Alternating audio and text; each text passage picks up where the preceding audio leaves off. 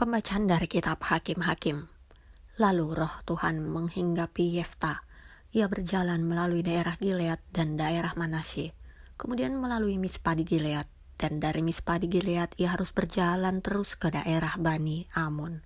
Lalu bernazarlah Yefta kepada Tuhan, katanya, "Jika engkau sungguh-sungguh menyerahkan Bani Amon itu ke dalam tanganku, maka apa yang keluar dari pintu rumahku untuk menemui aku pada waktu aku kembali dengan selamat dari Bani Amon, itu akan menjadi kepunyaan Tuhan, dan aku akan mempersembahkannya sebagai korban bakaran."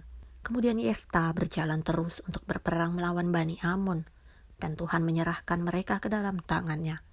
Ia menimbulkan kekalahan yang amat besar di antara mereka, mulai dari Aroer sampai dekat Minit, 20 kota banyaknya, dan sampai ke Abel Keramim, sehingga Bani Amon itu ditundukkan di depan orang Israel. Ketika Yefta pulang ke Mispa ke rumahnya, tampaklah anaknya perempuan keluar menyongsong dia dengan memukul rebana serta menari-nari. Dialah anaknya yang tunggal, selain dari dia tidak ada anaknya laki-laki atau perempuan. Demi dilihatnya dia, dikoyakkannya lah bajunya sambil berkata, "Ah, anakku, engkau membuat hatiku hancur luluh, dan engkaulah yang mencelakakan aku. Aku telah membuka mulutku bernazar kepada Tuhan, dan tidak dapat aku mundur." Tetapi jawabnya kepadanya, "Bapa, jika engkau telah membuka mulutmu bernazar kepada Tuhan, maka perbuatlah kepadaku sesuai dengan nazar yang kau ucapkan itu, karena Tuhan telah mengadakan bagimu pembalasan terhadap musuhmu, yakni Bani Amon itu." Lagi katanya kepada ayahnya, "Hanya izinkanlah aku melakukan hal ini.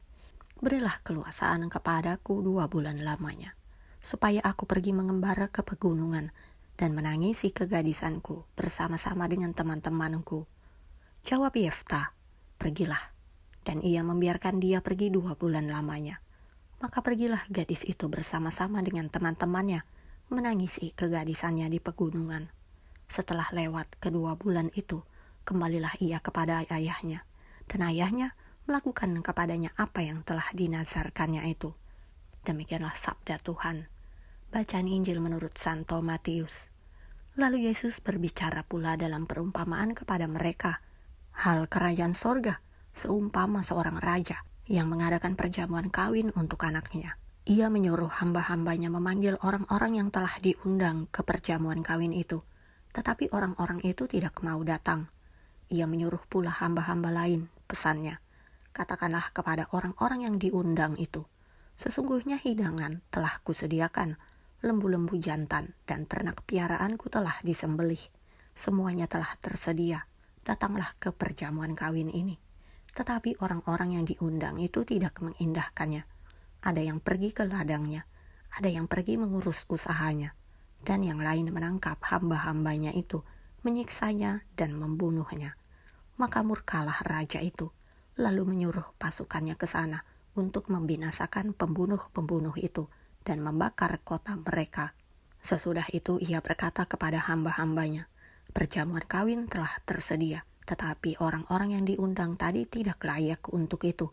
Sebab itu, pergilah ke persimpangan-persimpangan jalan, dan undanglah setiap orang yang kamu jumpai di sana ke perjamuan kawin itu." Maka pergilah hamba-hamba itu, dan mereka mengumpulkan semua orang yang dijumpainya di jalan-jalan, orang-orang jahat dan orang-orang baik, sehingga penuhlah ruangan perjamuan kawin itu dengan tamu. Ketika raja itu masuk untuk bertemu dengan tamu-tamu itu, ia melihat seorang yang tidak berpakaian pesta. Ia berkata kepadanya, "Hai saudara, bagaimana engkau masuk kemari dengan tidak mengenakan pakaian pesta?" Tetapi orang itu diam saja. Lalu kata raja itu kepada hamba-hambanya, "Ikatlah kaki dan tangannya, dan campakkanlah orang itu ke dalam kegelapan yang paling gelap.